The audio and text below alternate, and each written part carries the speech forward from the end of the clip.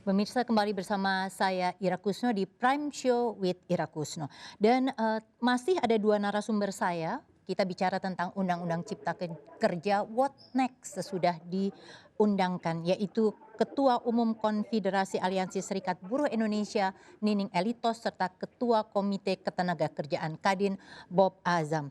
Pak Bob, tadi sebelum Bapak masuk, Mbak Nining itu sempat menyatakan salah satu yang menjadi keberatan adalah dianggap Undang-Undang Cipta Kerja ini tidak cukup melindungi buruh, terutama pada saat pandemi mau di PHK. Ini kaitannya adalah pada soal pesangon mungkin ya, salah satunya Mbak Nining begitu, sehingga yang tadinya harusnya di undang-undang lama 32 kali, ini sekarang hanya menjadi 25 kali. Dan kemudian juga ketika mau di PHK ini konsekuensi bagi pengusaha ini lebih minim dibandingkan undang-undang yang sebelumnya. Pak Bob, tanggapan Anda? Ya, jadi 32 itu kan jumlah yang cukup besar ya. Dan ini menyangkut mereka yang sudah, kalau saya nggak salah 24 tahun masa kerja gitu loh. Ya. Kemudian berubah menjadi 25, ya bagi kami ini 25 juga masih tetap tinggi ya. Karena kan filosofi pesangon itu kan sebenarnya upah untuk waktu tunggu sebelum dia mendapatkan pekerjaan yang lain gitu loh. Nah, jadi kalau orang sudah 24 tahun masa kerja, ini persoalannya bukan masalah waktu tunggu lagi, tapi persoalannya pensiun gitu loh. Nah, kalau pensiun kita selesaikan di ranah pensiun, jangan di ranah pesangon lagi gitu loh.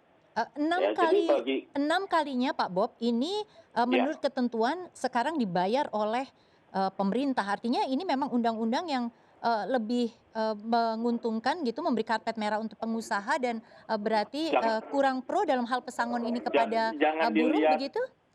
Jangan dilihat karpet merahnya. Nah, kenapa 6 kali ditanggung pemerintah? Karena dikhawatirkan 25 itu juga cukup tinggi sekali gitu loh bagi pengusaha. Nah, dengan 6 ditanggung pemerintah sebenarnya untuk memberi kepastian kepada pekerja, ada 6 loh yang dikelola pemerintah gitu loh. Nah, kenapa ini dilakukan? Karena tingkat realisasi pesangon ini juga kecil, hanya 7% yang bisa membayar pesangon setinggi itu gitu loh. Dan ini sudah bertahun-tahun ya. Nah, ini kan menunjukkan bahwa sebenarnya ini undang-undang ini jauh dari realitas gitu. Jadi lebih baik kita membuat suatu undang-undang yang lebih realistis, tetapi meningkatkan kepastian. Ya. Oke, sebentar, Kemudian saya potong juga, di sana Pak Bob, sebentar. Mbak ya, Nining, jadi argumentasinya Pak Bob adalah lebih baik kita mungkin turun angkanya tetapi lebih pasti. Karena sebelumnya angkanya tinggi tetapi juga tidak terrealisir begitu. Mbak Nining, tanggapannya bagaimana? Iya, pertama kita kan bicara tentang hubungan kerja, tentu ada hak dan kewajiban gitu kan gitu. Hak dan kewajiban ini seperti apa gitu ya, tentu sudah diatur oleh peraturan perundang-undangan. Kenapa pada saat itu dipertimbangkan sampai tentang persoalan pesangon, sebenarnya tidak hanya persoalan pesangon yang diproblemkan gitu ya, tapi juga tentang proses bagaimana tentang pemutusan hubungan kerja. Di dalam Undang-Undang 13 dengan Undang-Undang Cipta Kerja itu ada terjadi perbedaan. Selama ini perbedaannya apa? Di dalam Undang-Undang 13 itu ketika pengusaha untuk melakukan pemutusan hubungan kerja, semaksimal mungkin itu tidak terjadi. Kalaupun tidak bisa dihindarkan, harus ada proses bagaimana perizinan melalui dinas terkait gitu kan. Nah, ini kemudian di dalam RUU Cipta Kerja ini dihilangkan gitu loh. Nah, kalau kemudian peran negara, tanggung jawab negara bagaimana memastikan persoalan pekerjaan terhadap para pekerjanya diberikan ruang semakin kemudahan untuk melakukan pemutusan hubungan kerja. Di mana kita letak tentang persoalan bicara tentang persoalan berkaitan dengan daya beli kaum buruh gitu Ya, loh. Nah, Mbak Nining sebentar, stop di sana Mbak Nining. Mbak Nining sebentar, saya ingin ya. Pak Bob menanggapi apa yang disampaikan oleh Mbak Nining tadi. Pak Bob, silakan. Ya, jadi tetap ya prosedur mengenai pemutusan hubungan kerja saya rasa nggak berubah ya. Mungkin harus diatur lagi di ketentuan-ketentuan. Kalau memang tidak berubah di dalam Undang-Undang 13, kenapa sih harus paksakan di dalam rancangan undang-undang cipta kerja. Berarti ada Jadi- dua dong undang-undang yang harus kita sebagai acuan dari ketenaga kerjaan. Satu undang-undang Jadi- 13, satu rancangan undang-undang cipta kerja. Padahal pemerintah setahu saya selama ini ketika sudah ada regulasi baru pasti akan menganulir tentang undang-undang sebelumnya gitu loh. Oke, Mbak Nining kita kasih Ya. kesempatan Tantangan Pak aneh Bob ketika untuk undang-undang menanggapi. menjadi dua Sebentar Mbak Nining. acuannya. Ya. Mbak Nining kita kasih Makanya kesempatan Pak Bob. Ada pasal-pasal ya dengan omnibus law itu kan nggak berarti undang-undang 13 tidak berlaku. Masih berlaku ya kan selama tidak ada pasal yang baru. Jadi pasal yang baru ini yang menggantikan pasal yang lama. Jadi kalau pasal yang lama itu digantikan pasal baru, ya benar yang disampaikan Mbak Nining bahwa yang berlaku pasal yang baru. Nah, kemudian juga di pasal-pasal baru itu dipisahkan. Ada yang diatur di undang-undang, ada yang diatur di peraturan di bawahnya. Nah, kenapa ini Pak Bob dilakukan? sebentar. Yang Mbak Nining Ya. sampaikan ketika pemutusan kerja itu menjadi lebih mudah prosesnya. Apakah ini memang juga sudah ada di pasal baru sehingga menjadi keadaannya memang membuat menjadi lebih mudah untuk pengusaha? Apakah betul Nggak seperti itu? juga, tetap aja ada prosedur-prosedur yang harus kita lampaui, ya. Nah, kalau Dan itu misalkan juga- pasal seperti itu, kenapa sih kemudian draftnya tidak dibagikan kepada serikat-serikat buruh yang punya kepentingan gitu ya, gitu. Kenapa ditutup-tutup gitu? Kenapa aksesnya tidak mudah bagi kami gitu? Undangan di DPR pun kami juga banyak serikat buruh yang juga tidak diundang. Ini menjadi pertanyaan kita. Ada Oke, apa? oke. gitu. Itu satu hal ya Mbak Nining dicatat karena itu adalah PR-nya pemerintah begitu. Pak Bob ada yang mau ditambahkan dalam hal ini? Ya mungkin saya nggak tahu ya apa yang dialami oleh Mbak Nining ya. Sebenarnya kan sebelum dibawa ke DPR kita ada pertemuan tripartit ya, di mana di situ juga teman-teman serikat juga diundang. Kemudian juga pasal per pasal juga dibahas. Jadi ada yang ya setuju. pertemuan itu ada, tapi tempatnya Mbak Nining nggak merasa diundang, tapi ada serikat Kami nggak pekerja pernah yang diundang kok. ya. Kami tidak pernah membahas pasal per pasal. Kami tidak pernah diminta memberikan masukan secara tertulis. Ya saya nggak tahu ya, tapi kan pembahasannya ada itu di pertemuan tripartit ya. Atau mungkin walk out kali ya waktu itu ya. Kami tidak lupa pernah juga gitu. lockout di dalam, karena gini Pak Bob, harus diingat, Ya. pemerintah selama ini menganggap serikat-serikat buruh yang kritis, yang kritik tidak pernah dilibatkan dalam hal-hal yang urgensi. Itu yang harus diingatkan.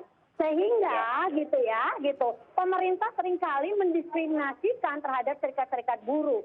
Tidak hanya konfederasi KASBI, ada konfederasi KPBI, ada konfederasi KSN, ada serikat federasi yang memang terdaftar secara resmi, nggak pernah dianggap kan. Oke. Mbak Nining sebentar. Ini berarti kalau Pak Bob ini kan memang menganggap bahwa waktu itu ada yang diundang. Dan keberatan Mbak Nining adalah jangan-jangan karena konfederasi yang kritis-kritis ini kemudian menjadi tidak turut diundang secara reguler begitu ya untuk mendiskusikan pasal per pasal. Tetapi pertanyaannya sekarang Pak Bob, ini kan banyak sekali dari pasal-pasal di Undang-Undang Cipta Kerja yang masih bolong begitu dan diserahkan ke bipartit perusahaan serta karyawan. Apakah ini yakin Pak Bob bisa diselesaikan? Karena selama ini kan biasanya buruh begitu pekerja tidak akan dalam posisi setara dengan pengusaha atau yang memberi pekerjaan. Tapi memang Mbak Ira ya bahwa hubungan industrial kita itu harus bertumpu kepada bipartit gitu loh. Tapi Bukan yakin hanya nggak Pak, semata- dengan ini banyak loh yang mesti dibicarakan. Tadi ada keluhan untuk utamanya beberapa pasal. Betul. Dan ini Betul, tapi ke turunannya depan harus ya, tapi ke dijaga. depan, jadi begini Mbak Ira, kita juga harus membedakan ya masa lalu dan masa yang akan datang. Ke depan ini situasi perusahaan itu akan berbeda, sangat berbeda satu sama lain. Ada yang perusahaan berkembang dengan pesat, ada yang sekarat karena COVID. Nah, jadi yang kita harus perkuat adalah bipartit di masing-masing perusahaan, karena mereka yang paling tahu situasi perusahaan. Jadi bobotnya kita harus mulai pindahkan dari undang-undang ke bipartit gitu loh. Ya, jadi Ya. sebenarnya yang kita harapkan adalah bukan hanya sekedar pasal per pasal naik atau turun atau tambah atau kurang ya, tapi transformasi ya hubungan industrial dari yang sebelumnya lebih banyak bergantung kepada peraturan perundang-undangan lebih ke arah bipartit gitu loh. Oke, Ya. Dengan Mbak. ada Undang-Undang 13 ini malah PKB kita menurun gitu loh. Nah harapannya setelah dengan adanya Omnibus Law ini, di mana beberapa ketentuan itu harus dicantumkan di dalam PKB, itu malah memacu bahwa setiap perusahaan itu harus membuat PKB. Kalau nggak bisa menjalankan undang-undang. Ya. Mbak Nining, apakah yang disampaikan Pak Bob itu dipahami begitu, diketahui oleh pihak konfederasi atau serikat pekerjanya Mbak Nining?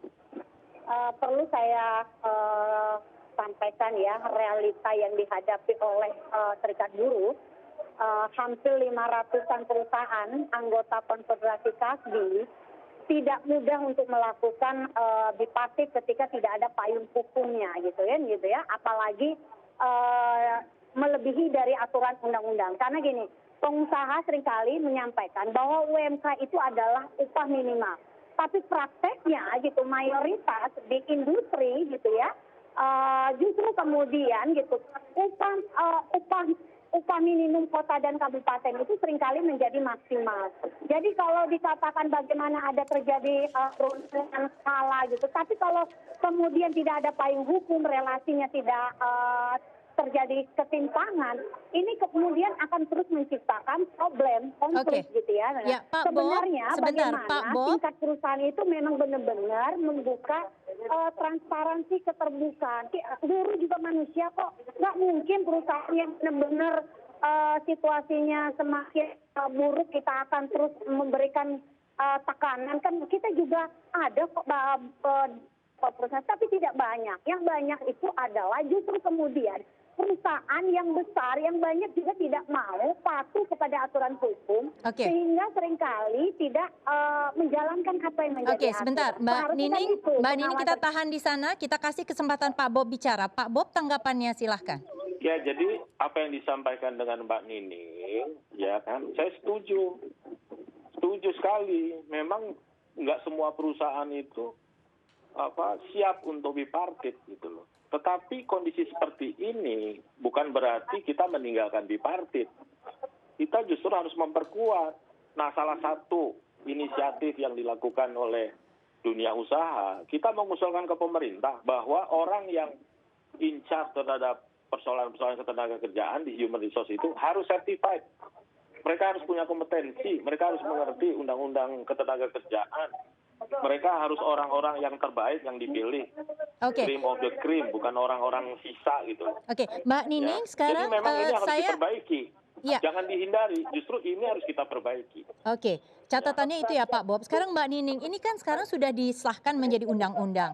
Apa sih yang mau dilakukan? Karena kan kelihatannya kita tidak akan bisa mundur kembali begitu ya. Apakah masih akan mau terus demo atau mau menempuh jalur hukum atau bagaimana Mbak? Iya, ini sebenarnya buruh dalam situasi pandemik yang apalagi dalam situasi yang tidak baik. Tidak ada yang mau turun ke jalan, Mbak. Harus diingatkan kembali. Yang memaksa kami turun ke jalan itu karena sikap dari pemerintah dan DPR. Kami sejak dari awal sudah memberikan masukan, memberikan kritikan, memberikan pertimbangan gitu ya. Tapi kami dianggap bagian yang tidak menjadi penting di dalam melahirkan satu regulasi. Oke, itu tadi Mbak Nining sudah sampaikan. Pertanyaan saya, apakah dengan situasi begini mau bagaimana? Tentu kami mendesak kepada pemerintah karena rancangan undang-undang cipta kerja ini tidak hanya bicara sektor ketenaga kerjaan, tapi ada 11 klaster gitu ya berkaitan dengan kehidupan masyarakat. Maka kita meminta kepada presiden gitu ya agar untuk membuat perpu peraturan pengganti undang-undang. Tapi kalau tadi Pak Bob bilang bahwa kalaupun kemudian dikembalikan kepada Undang-Undang 13, kenapa harus dipaksakan di rancangan Undang-Undang Cipta Kerja? Kan kayak gitu. Ya, Mbak Nining berarti ini tuntutannya perpu begitu ya, tidak kemudian justru menggawangi di pasal per pasal yang menjadi aturan turunannya. Kalau itu yang diinginkan oleh Serikat Pekerja. Baik, terima kasih Pak Bob Azam dan juga Mbak Nining Elitos sudah bergabung bersama Prime Show with Ira Kusno. Kita harapkan ini segera ada jalan keluarnya begitu ya, karena ini situasi pandemi dan sebenarnya ini untuk kebaikan bersama. Terima kasih, selamat malam. Terima kasih, selamat malam. Pemirsa, iNews Research mengadakan polling terkait Undang-Undang Cipta Kerja dan berikut hasilnya.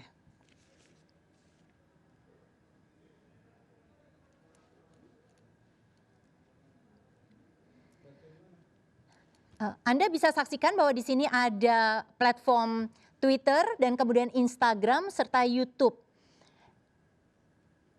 Pada akun YouTube, ini responden yang ikut adalah lebih dari 100.000 dan pada akun YouTube tampak 17% responden merasa optimis.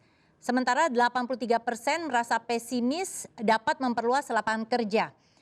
Pada akun Twitter, sebanyak 12,3% menjawab optimis bahwa undang-undang ini memang bisa menciptakan kerja yang lebih luas, namun 87,7% merasa pesimis. Sementara pada akun Instagram, sebanyak 33% optimis bahwa undang-undang cipta kerja ini dapat memperluas lapangan kerja, namun 67% merasa pesimis. Dan pemirsa, ini kelihatannya adalah PR besar untuk pemerintah untuk terus menyuarakan dan mengklarifikasi tentang pasal per pasal. Tentu juga kita harus menjawab pertanyaan dari publik dan pesimisme terhadap undang-undang cipta kerja ini. Prime Show with Ira Kusno akan kembali sesaat lagi sesudah jeda komersial berikutnya.